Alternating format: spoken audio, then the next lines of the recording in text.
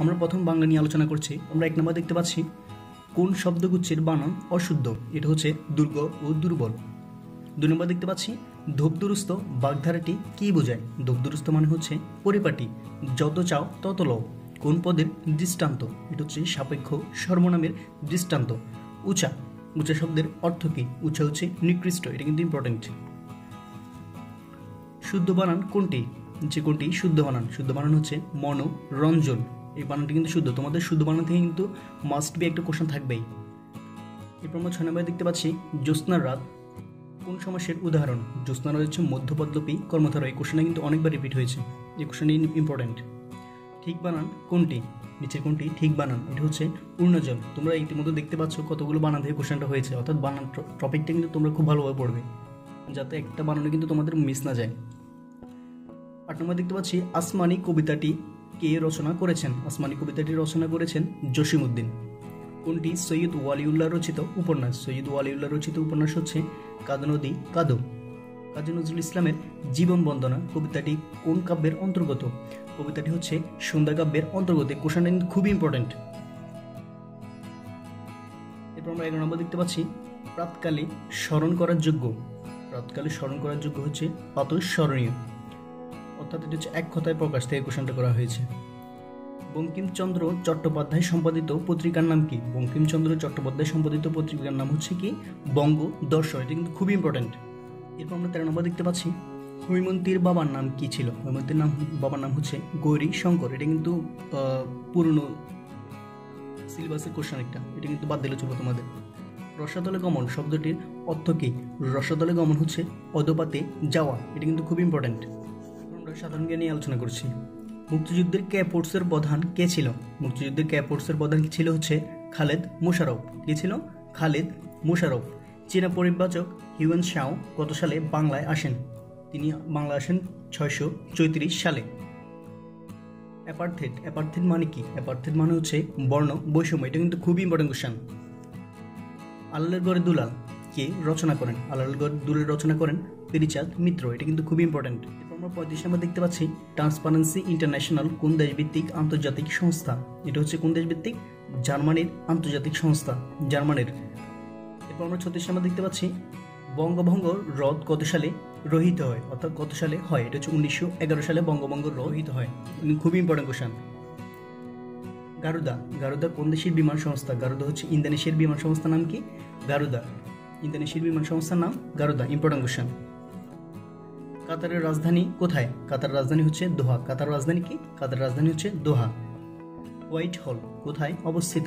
White হল অবস্থিত হচ্ছে লন্ডনে। হোয়াইট হল কোথায় অবস্থিত?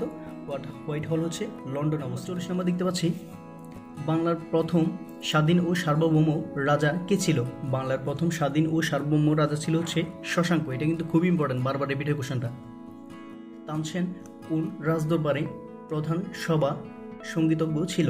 এটা হচ্ছে সম্রাট আকবরের। 42 নম্বর দেখতে পাচ্ছি হাসান আজিজুল হক হচ্ছেন কি? কথাশিল্পী। হাসান আজিজুল হককে কি বলা হয়? আজিজুল হককে বলা হয়েছে কথাশিল্পী। এটা কিন্তু খুবই ইম্পর্টেন্ট কোশ্চেন। এরপর আমরা 43 নম্বর দেখতে পাচ্ছি উস্তাদ আলাউদ্দিন খাঁর জন্মস্থান কোনটি? উস্তাদ আলাউদ্দিন খাঁর জন্মস্থান হচ্ছে ব্রাহ্মণবাড়িয়া শিবপুরে। সঞ্চয়িতার রচয়িতা কে? সঞ্চয়িতার রচয়িতা হচ্ছে রবীন্দ্রনাথ ঠাকুর। সঞ্চয়িতার রচয়িতাকে রবীন্দ্রনাথ ঠাকুর, খুবই ইম্পর্টেন্ট কোশ্চেন। এই কোশ্চেন কিন্তু অনেকবার রিপিট হয়, আর এখানে কিন্তু রিপিট হওয়ার কারণ আছে কোশ্চেনের মধ্যে একটু ভেজাল আছে। কারণ কি? সঞ্চয়িতা বলা হয়েছে, সঞ্চয়িতা মানে হচ্ছে রবীন্দ্রনাথ ঠাকুর। আর যদি সঞ্চিতা বলতো, সঞ্চিতা বললে এটা আসতে হচ্ছে কাজী নজরুল ইসলাম। তোমরা এই কোশ্চেনটা খুব ভালোভাবে মনোযোগ দিয়ে পড়বে, আর এটা নোট করে রাখো। সঞ্চিতা হচ্ছে রবীন্দ্রনাথ ঠাকুর, আর সঞ্চিতাকে কাজী নজরুল ইসলাম। এরপর আমরা 45 নম্বর দেখতে পাচ্ছি এস এম সুলতান হচ্ছে একজন চিত্রশিল্পী। তোমরা যারা চারুকলা পরীক্ষা দিবে, তোমাদের চারুকলা বিষয়ক সব কিছু গুছিয়ে পড়ার চেষ্টা করো, অর্থাৎ চারুকলা বিষয়ক কোশ্চেন বেশি আসে তোমাদের চারুকলা ইউনিটে। তো এখানে কি এস এম সুলতান হচ্ছে একজন চিত্রশিল্পী, খুবই ইম্পর্টেন্ট কোশ্চেন। একটি ফুলকে বাঁচাবো বলে যুদ্ধ করি গানটির গায়ককে? গানটির গায়ক হচ্ছে আপেল মাহমুদ, খুব ইম্পর্টেন্ট। ISBN কোন বিষয়ের সঙ্গে জড়িত? ISBN হচ্ছে বই প্রকাশন। এই কোশ্চেনে কিন্তু বারবার রিপিট হয়। আমি যেগুলো ইম্পর্টেন্ট এবং বারবার রিপিট কোশ্চেন বলছি, তোমরা সেগুলো মনোযোগ দিয়ে পড়বে এবং পারলে একটা নোট খাতায় নোট করে রাখো। শিখা চিরন্তন কোথায় অবস্থিত? শিখা চিরন্তন অবস্থিত সোহরাওয়ার্দী উদ্যানে। খুবই ইম্পর্টেন্ট কোশ্চেন। এরপর আমরা 49 নম্বর দেখতে পাচ্ছি আনন্দময়ীর আগমন, এই কবিতাটি কার লেখা? আনন্দময়ীর আগমন হচ্ছে কাজী নজরুল ইসলামের লেখা। এটি কিন্তু ইম্পর্টেন্ট কোশ্চেন।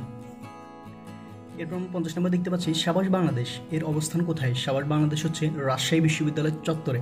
তোমরা যারা রাজশাহী বিশ্ববিদ্যালয়ে পরীক্ষা দিবে, তোমরা রাজশাহী বিশ্ববিদ্যালয় সম্পর্কে ডিটেলস জানার চেষ্টা করবে, কারণ রাজশাহী বিশ্ববিদ্যালয় থেকে কিন্তু কোশ্চেন আসবেই। সো রাজশাহী বিশ্ববিদ্যালয়ের এই সাবাস বাংলাদেশ কোশ্চেন কিন্তু অনেকবার রিপিট হয়। তোমরা এই কোশ্চেনটা ভালোভাবে নোট খাতায় নোট করে রাখো যাতে ভুল না হয়, এই কোশ্চেন কিন্তু রিপিট হয়। এরপর আমরা 51 নম্বর দেখতে পাচ্ছি বিখ্যাত ট্রয় নগরী কোথায় অবস্থিত? বিখ্যাত ট্রয় নগরী হচ্ছে তুরস্ক অবস্থিত। এই কোশ্চেন কিন্তু রিপিটেড কোশ্চেন। আবু গরিব কি? আবু গরিব হচ্ছে একটি জেলখানা। এটাও কিন্তু একটি রিপিটেড কোশ্চেন।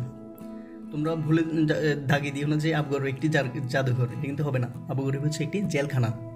ইদিপাস কি? ইদিপাস হচ্ছে একটি নাটক। মুজিবনগর সরকারের শপথ গ্রহণ অনুষ্ঠিত হয় কখন? 17 এপ্রিল 1971 সালে। 17 এপ্রিল 1971 সালে মুজিবনগর সরকারের শপথ গ্রহণ অনুষ্ঠিত হয়। এরপর আমরা 50 নম্বর দেখতে পাচ্ছি রাজশাহী বিশ্ববিদ্যালয় দিবস নিচের কোনটি? রাজশাহী বিশ্ববিদ্যালয় দিবস হচ্ছে 6 জুলাই 1953। 6 জুলাই 1953। এটি কিন্তু খুব ইম্পর্টেন্ট কোশ্চেন যারা তোমরা রাজশাহী বিশ্ববিদ্যালয়ে পরীক্ষা দিবে। শেষের কবিতার রচয়িতাকে? শেষের কবিতা রচনা করেছেন রবীন্দ্রনাথ ঠাকুর। শেষের কবিতা কার? রবীন্দ্রনাথ ঠাকুর। খুবই ইম্পর্টেন্ট কোশ্চেন। সিপিইউ এর পূর্ণরূপ কি? সিপিইউ এর পূর্ণরূপ হচ্ছে central processing unit. Central processing unit. এরপর আমরা 59 নম্বর দেখতে পাচ্ছি ভারতের বর্তমান রাষ্ট্রপতির নাম কি? ভারতের বর্তমান রাষ্ট্রপতির নাম হচ্ছে কি? রামনাথ কোবিন্দ। এটা 14তম। এটা কিন্তু এখনকার জন্য ইম্পর্টেন্ট, এটা বাদ দিলে চলবে। এটা একটি সাম্প্রতিক কোশ্চেন। 2014 সালে বিশ্বকাপ ফুটবলে বিজয়ী হয় কোন দেশ? এটা একটা সাম্প্রতিক কোশ্চেন। তোমরা সাম্প্রতিকের জন্য কারেন্ট অ্যাফেয়ার্স পড়তে পারো। এরপর আমরা 61 নম্বর দেখতে পাচ্ছি ইউনিফর্ম কি? ইউনিফর্ম হচ্ছে একটি লিখন রীতি। এই কোশ্চেন কিন্তু অনেকবার রিপিট হয়েছে, খুব ইম্পর্টেন্ট কোশ্চেন। ময়মনসিংহ গীতিকার সম্পাদক কে? ময়মনসিংহ গীতিকার সম্পাদক হচ্ছে দীনেশচন্দ্র সেন। দীনেশচন্দ্র সেন হচ্ছে ময়মনসিংহ গীতিকার সম্পাদক। মেঘনাদবধ কাব্যের রচয়িতাকে? মেঘনাদবধ কাব্যের রচয়িত হচ্ছে মাইকেল মধুসূদন দত্ত। এই কোশ্চেন কিন্তু খুবই ইম্পর্টেন্ট আর বারবার রিপিট হয় কোশ্চেনটা। বাংলাপিডিয়ার প্রকাশক কোন প্রতিষ্ঠান? বাংলাপিডিয়ার প্রকাশক হচ্ছে এশিয়াটিক সোসাইটি। বাংলাদেশের মুক্তিযুদ্ধ পরিচালনার জন্য সমগ্র যুদ্ধক্ষেত্রকে কয়টি সেক্টরে ভাগ করা হয়? সমগ্র যুদ্ধক্ষেত্রকে 11টি সেক্টরে ভাগ করা হয়। খুবই ইম্পর্টেন্ট কোশ্চেন আর রিপিটেড আমরা দেখতে পাচ্ছি রাজশাহী বিশ্ববিদ্যালয়ের অধ্যাপক শামসুজ্জোহা শহীদ হয় কখন? 18 ফেব্রুয়ারি 1969 সালে তিনি শহীদ হয়। খুবই ইম্পর্টেন্ট কোশ্চেন। তোমরা যারা রাজশাহী বিশ্ববিদ্যালয়ে পরীক্ষা দিবে এই কোশ্চেনটা কিন্তু খুবই ইম্পর্টেন্ট। মালয়েশিয়ার মুদ্রার নাম কি? মালয়েশিয়ার মুদ্রার নাম কি? এটা হচ্ছে মালয়েশিয়ার মুদ্রার নাম হচ্ছে রিঙ্গিত। কোন দেশের মানুষ ইবোলা ভাইরাসের আক্রান্ত? এটা হচ্ছে নাইজেরিয়ান মানুষরা ইবোলা ভাইরাসে আক্রান্ত। সৌদি আরবের একটি মরুভূমি হলো নিচের কোনটি? রাব আল খালি। এটা হচ্ছে একটি মরুভূমি সৌদি আরবের। এরপর আমরা 70 নম্বর দেখতে পাচ্ছি সাত-ইল আরব কোন দেশের সীমানা নির্দেশ করে? সাত-ইল আরব নির্দেশ করে হচ্ছে বাহরাইন ও কুয়েতের সীমানাকে নির্দেশ করে। খুবই ইম্পর্টেন্ট কোশ্চেন। তো আজকে আমাদের আলোচনা এ পর্যন্তই। সবাইকে ভর্তি পরীক্ষা ভালো করার জন্য শুভকামনা রইল। আসসালামু আলাইকুম।